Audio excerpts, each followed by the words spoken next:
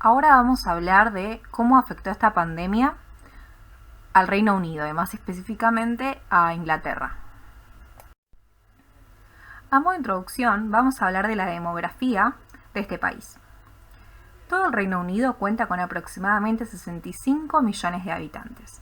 Y como indica la imagen, la mayor densidad poblacional se ubica en Inglaterra, que cuenta con aproximadamente 55 millones de habitantes, que se distribuyen tal como lo indica la pirámide demográfica. Para comprender cómo azotó la pandemia a este país, es necesario conocer el sistema de salud. El 85% de las personas acceden al sistema público y un menor porcentaje elige el sistema privado, que se gestiona a partir de seguros de salud. Entonces, la gran mayoría de los ingleses accede al sistema público de salud. ¿Cómo se llama? Se llama National Health Service y es abreviado NHS. Este sistema es gratuito para todos los residentes estables de Inglaterra, que lo financian con el pago de sus impuestos. Este sistema es común a todo el Reino Unido y el primer eslabón es el médico de cabecera. El médico de cabecera que atiende a los pacientes es el que los va a derivar a los distintos niveles de atención, y es por eso que destinan el 80% del presupuesto justamente a la atención primaria. Todo este sistema está enmarcado dentro del modelo llamado Beveridge. Ya habiendo hecho la introducción de cómo funciona el sistema de salud inglés, vamos a hablar de la actual pandemia por COVID-19. Como ya conocemos, en diciembre de 2019 fue cuando comenzó la pandemia en Wuhan, China. Ya para el 30 de enero de 2020 se registra el primer caso importado en el Reino Unido. Y en febrero ya se registraban transmisiones locales del virus.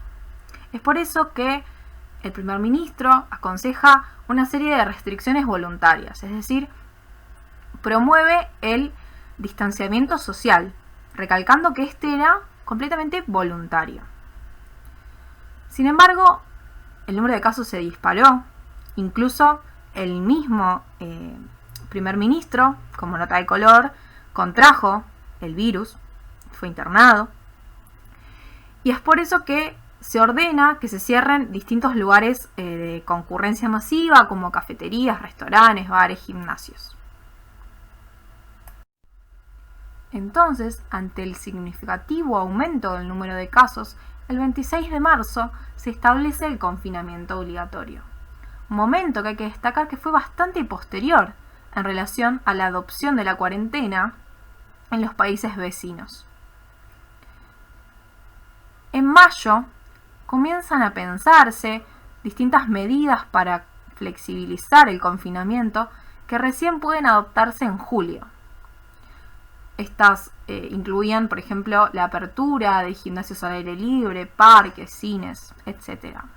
Sin embargo, al día de hoy, el primer ministro anunció que se retrasará la flexibilización de la cuarentena, porque está nuevamente aumentando el número de casos. De acuerdo a la evolución de la pandemia en este país que estuvimos hablando, el número de infectados que tienen al día de hoy, 3 de agosto de 2020, son 262.746, de los cuales murieron 41.589 personas. Este es un gráfico que representa las muertes por coronavirus a lo largo y ancho del mundo. Vemos que el Reino Unido ocupa el cuarto puesto, con 46.000 muertes. Este cuadro, en cambio, relata la mortalidad por coronavirus, circunscribiéndola a lo que es el territorio europeo. Podemos ver que el mayor número de muertes y la mayor tasa de mortalidad se dio a nivel del Reino Unido. Si recordamos, en sus primeros momentos el mayor número de casos se registró en Italia y podemos ver que la tasa de mortalidad es menor que la que se registró justamente en el Reino Unido. Y a modo de conclusión nos podemos preguntar por qué es el país con más muertos de Europa. Hay distintas hipótesis y no lo podemos saber a ciencia cierta en este momento. Sin embargo, sabemos que en un primer momento este país tomó la pandemia con cierta liviandad y que las estrategias que adoptaron fueron distintas. Buscaron la inmunidad de rebaño, a pesar de que la mayoría de la comunidad científica y de otros países no avalaban este abordaje. Es por ello que aumentó el número de casos y terminaron decidiendo buscar un confinamiento estricto. Y ya para este momento, la cantidad de testeos que podían realizar no era muy grande y testeaban sobre todo a los pacientes que ya estaban hospitalizados o al mismo personal de la salud.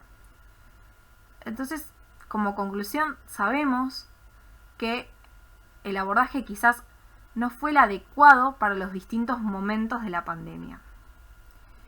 Y bueno, esto es lo que queríamos compartirles sobre la pandemia en Inglaterra.